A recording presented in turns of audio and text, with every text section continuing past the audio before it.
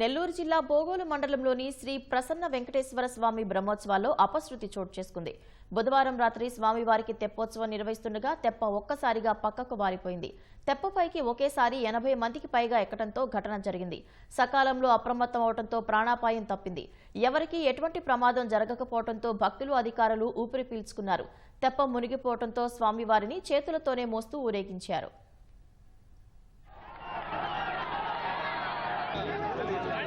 అందుకో